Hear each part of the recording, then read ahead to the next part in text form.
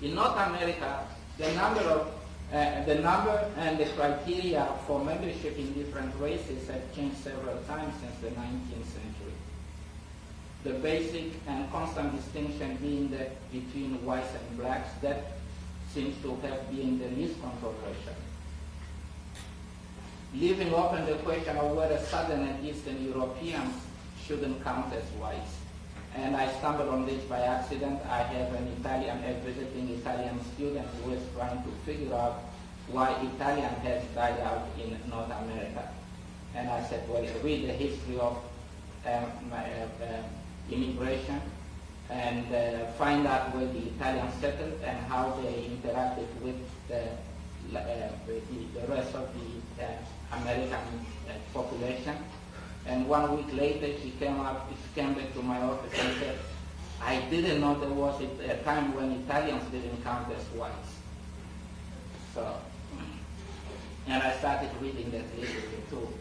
And whether populations of mixed native and European descent should count as whites, and the solution was if such mixed descendants live with Europeans, descendants of Europeans, count them as Europeans.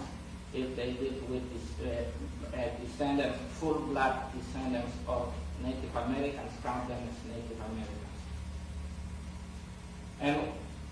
And throughout all this, the rule of hypo-descent or one drop of black blood was quite enforced, leaving things really very unclear about how to go with certain people. And that also raises the question of how do you count a black person, one way of classifying black in North America and another way of doing it in the Caribbean, for instance, which makes comparisons, studies that involve race and just mention black or white and so forth without relativizing these terms is very difficult to use cross-nationally. And that's the question of Hispanics, which remains unresolved. Should you make a distinction between white Hispanics and black Hispanics? Or should you make a two-way distinction or a three-way distinction and things like that? And that all highlights the social dimension of the notion of race. And then I started thinking over what we have been doing in linguistics, and linguistics seems to have adopted both notions of race. For instance, under the biological conception, it is assumed that the language variety that one acquires or speaks is determined by one's social environment, not by one's race. And we have been teaching it, repeating it in textbooks.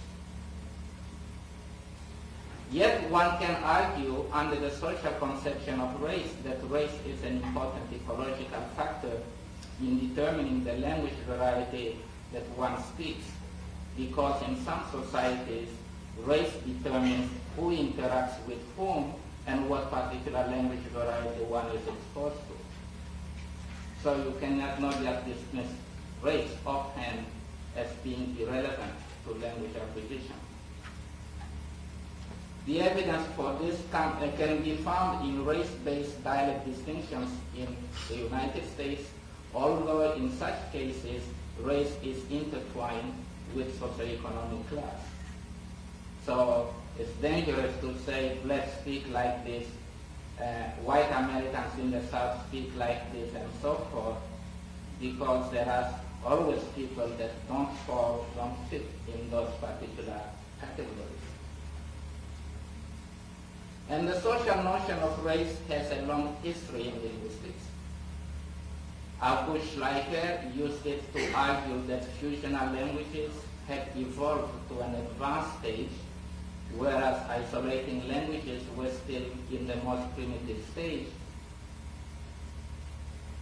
According to Hutton, Henry Sumner Maine, who was a lawyer, but was very much interested in languages, and Edward Augustus Freeman, who also a lawyer, used a preconceived notion of race to argue against one of the consequences of Sir William Jones's demonstration in the 18th century that Sanskrit and Greek are genetically related.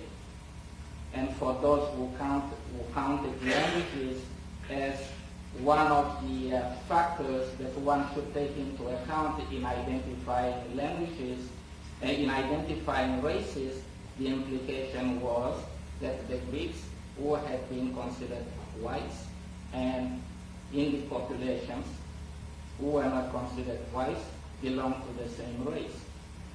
And so these intellectuals had to look for different kinds of notions and disregard the evidence suggested by language classification to come to different conclusions.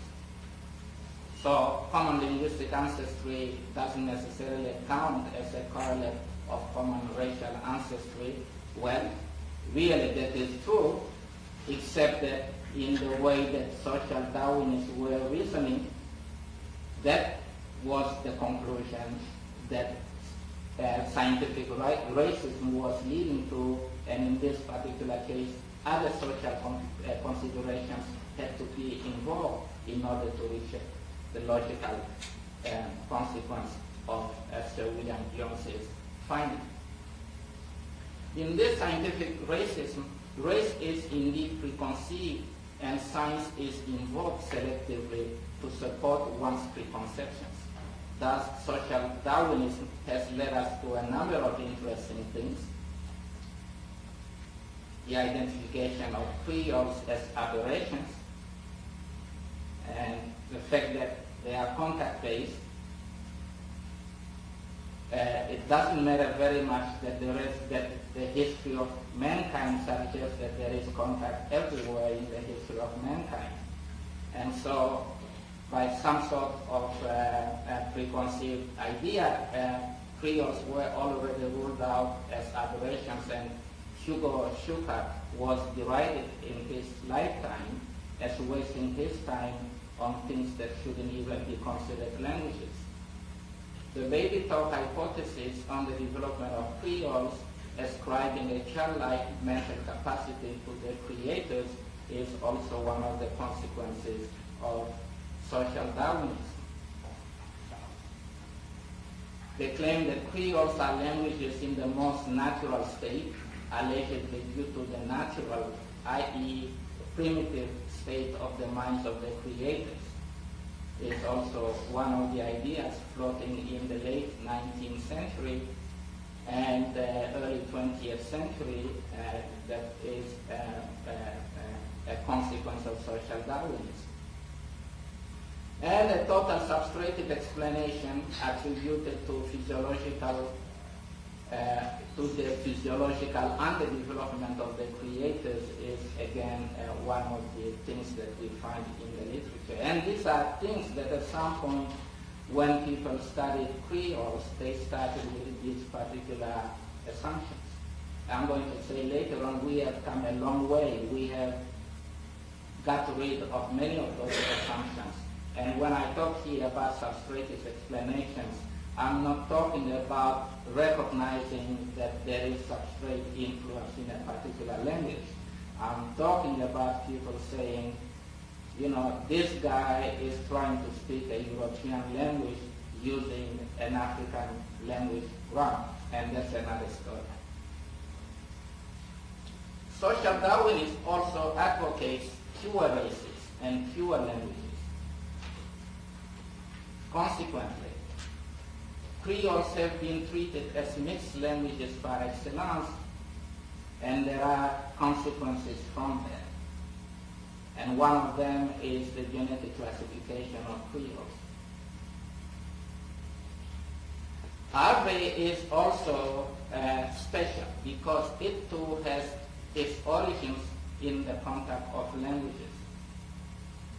That means all those Europeans that came from continental Europe, they didn't bring any languages, they just came with a blank slate and inherited English.